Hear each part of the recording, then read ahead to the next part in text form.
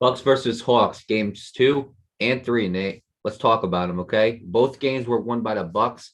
Game two, the score for that was 125 to 91, which that is a they absolutely destroyed them that game. And then game three, the score for that game was 113 to 102. So I'm gonna start with game two, and then I'll give my analysis, and then game three I'll talk about and give my analysis as well for that. So I'll start off with game two. So for game two, I'll start off with the Atlanta Hawks. So their leading scorer was, to guess, Trae Young, but he didn't have a great game, Nate. You know, he 15 points. He had 15 points. Get this, Nate. This is something that he better hope again. This is something that cannot happen, especially in the playoffs.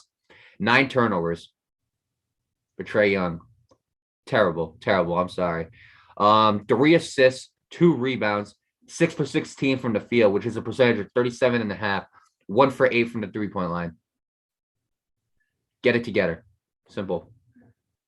Like, sorry, but like I like Trae Young. That's that like great player, but you can't be doing that. John Collins had 11 points. He had 8 rebounds, and he shot 5 for 9 from the field, which is a percentage of 55.6. And then Danilo Gallinari, he had 12 points, Nate. He had 12 points. Sorry, hang on a second. 12 points, 2 rebounds, and he shot 4 for 7 from the field, which is a percentage of 57.1%. And he shot 1 for 4 from the three, which is a percentage of 25%. And last but not least, Cam Reddish, he had 11 points. He had 11 points, and I believe that's about it. He had 11 points and 2 rebounds, and he shot 4 for 10 from the field, which is a percentage of 40%. And he shot 1 for 3 from the three, which is a percentage of 33.3%. Now I'm going to get to the Bucks, Nate. Leading scorer, Nate. You want to take a guess for the Bucks? I mean, like it's not that big. It's again, it's not a it's not a hard question, obviously. It was Giannis. Giannis had 25 points. He shot 11 for 18 from the field, 61.1%. He shot 0 for 3 from the three, which is something like, obviously he's not the best 3-point shooter, so kind of expected. 9 rebounds, 6 assists, and he had 2 steals as well. So overall, Giannis had a great game. Brook Lopez, he had 16 points, 1 rebound, 3 steals. He shot 6 for 8 from the field, which is a percentage of 75%. And he shot 3 for 5 from the three, which is a percentage of 60%. Going to Chris Middleton, again, 15 points. He had 8 assists and 7 rebounds with 1 steal. He shot 6 for 13 from the field, which is a percentage of 46.2%, 2 for 7 from the three, which is a percentage of 28.6%. And Drew Holiday had 22 points, 7 assists, 2 rebounds, one steal, 1 block. He shot 9 for 14 from the field, which is a percentage of 64.3%, and 3 for 4 from the three, which is a percentage of 75%. So overall, Nate, I'm going to be honest with you. This was playing out. I'm going to say it right now. This is an ass whooping. That's what this was, an ass whooping, But yeah, Nate, honestly, what a way for the Milwaukee Bucks to respond back after game one. What a way to respond back. I'm going to be honest with you. And again, this game, it was just Trae Young could not get involved. It's as simple as that. He couldn't get involved. And it was tough because Trae Young had a very, very bad night. He had a very, very bad night, And from a leader, you can't have that, And obviously, you're always going to have bad nights. But game two was absolutely terrible for Trae Young. It was. I'm going to be honest with you. Game stats, Nate, for game two. The Hawks had 41.5% from the field compared to the Milwaukee Bucks 52.1%.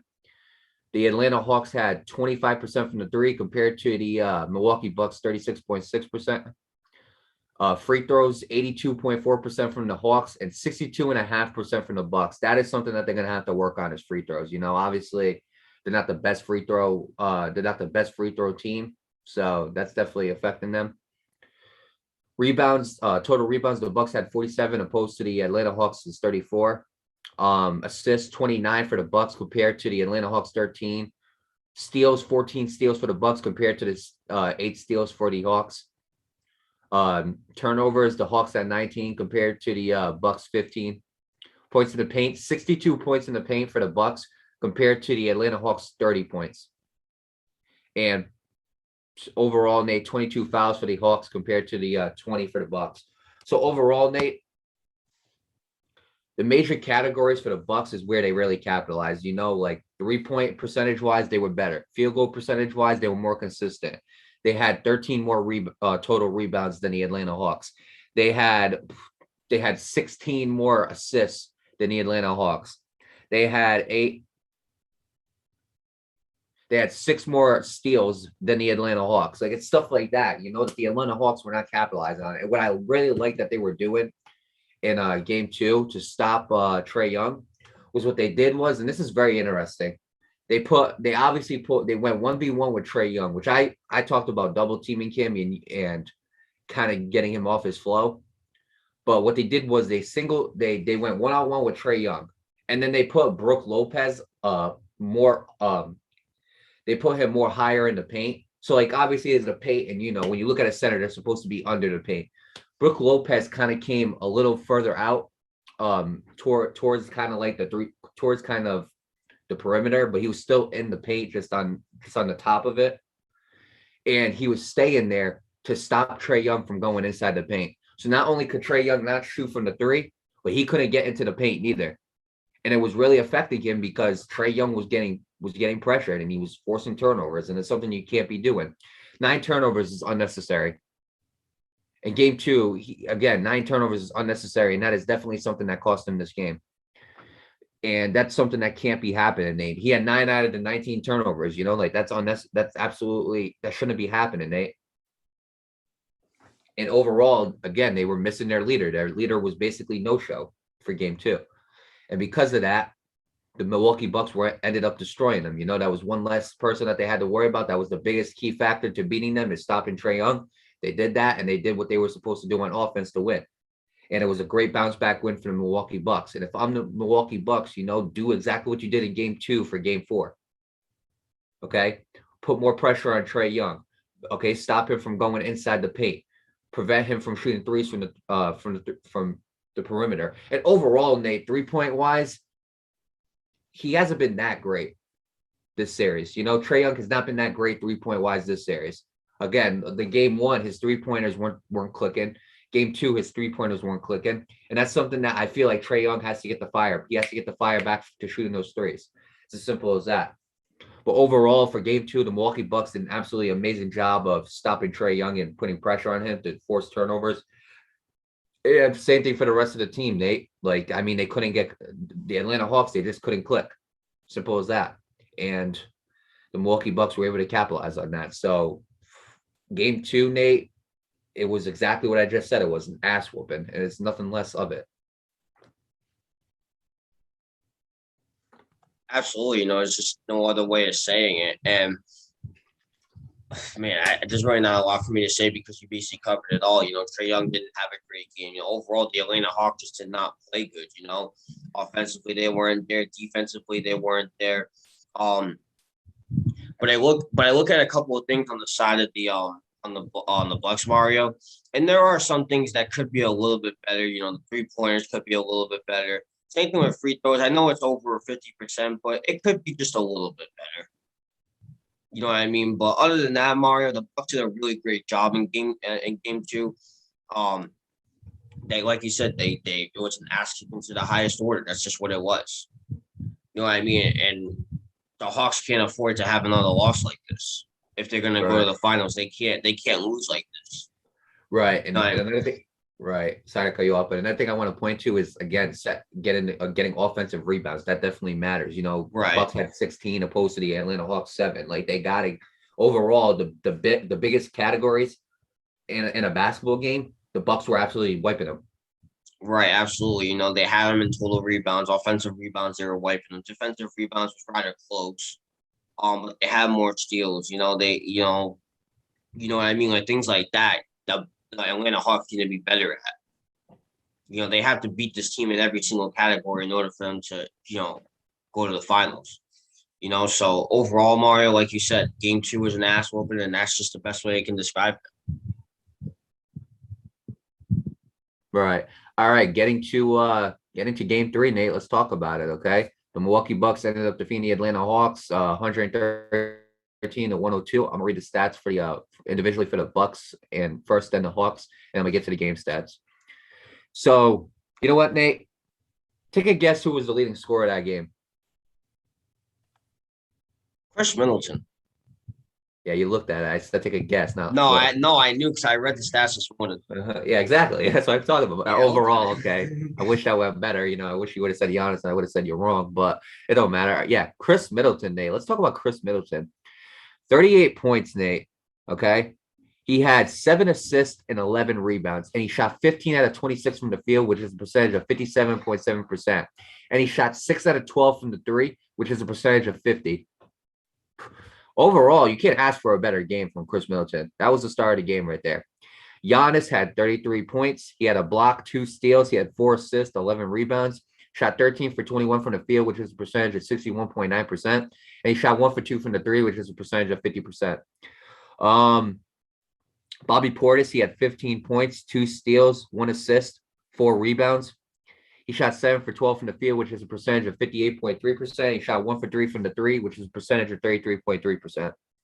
So overall, Nate, the Atlanta Hawks could not stop Giannis and Chris Middleton, and Bobby Portis got involved too, which definitely mattered, But yeah, Nate, I mean, you really look at it and look, it looks like, again, the Atlanta Hawks, they just can't find any success, Nate. I'm going to be real. Now Trae Young, he did have a bounce back game, Nate. He had 35 points in game 3. He shot 12 for 23 from the field, which is a percentage of 52.2%. He shot 6 for 14 from the three, which is a percentage of 42.9%. So overall, he did a great job. He had 4 assists and again, no rebounds. And he had 4 turnovers. So again, a little, not as much as 9, but still you want to kind of limit the turnovers. Kevin Huerter, he had 11 points. He had 7 assists, 4 rebounds. He shot 4 for 11 from the field, 36.4%, which is a 36.4% from the field, excuse me. He shot 3 for 7 from three, which is a percentage of 42.9%.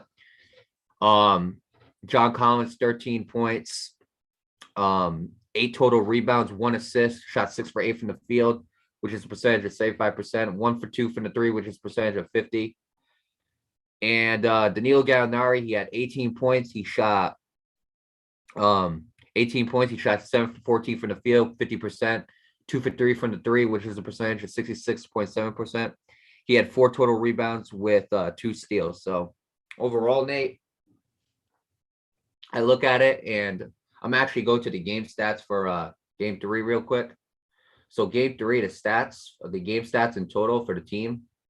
The Milwaukee Bucks shot 51.1% from the field compared to the Atlanta Hawks 46.4%. The Milwaukee Bucks shot 37.9% from the three compared to the Atlanta Hawks 40.5% from the three. Free throw wise, again, the Milwaukee Bucks are absolutely horrible from the free throw line, Nate. But the game 3, the Atlanta Hawks were even worse. Okay, surprisingly, the Bucks shot 57.1% from the free throw line compared to the Atlanta Hawks 56.3% from the free throw line. I don't know, Nate. I don't know. I don't know why these teams can't make their free throws. And I'm a point to guys too who didn't show up in making their free throws. You know who they were? Clint Capella shot 0 for 4 from the free throw line. John Collins shot 0 for 2. You need better than that. Like, it's got to be better than that. Simple as that, and that was definitely a factor right there. Going to the rebounds, total rebounds, Nate, get this, okay? The Milwaukee Bucks out-rebound the Atlanta Hawks 50-35. Definitely a big factor right there to the reason why the Milwaukee Bucks won this game. Assist-wise, the Bucks had 27 compared to the Atlanta Hawks 20. Blocks were the Atlanta Hawks led them by 2, 7-5. Steals, they were even at 8. Turnovers, the Atlanta Hawks led them by 1 turnover, so 12-11. Points in the paint, the Milwaukee Bucks had 56 points in the paint compared to the Atlanta Hawks 34 points in the paint. And fouls, Nate, the Atlanta Hawks had 22 compared to the Milwaukee Bucks 18. Overall, Nate, I'm going to be honest with you. Free throws was a big reason why they lost this game, and rebounds. Free throws and rebounds. Simple as that.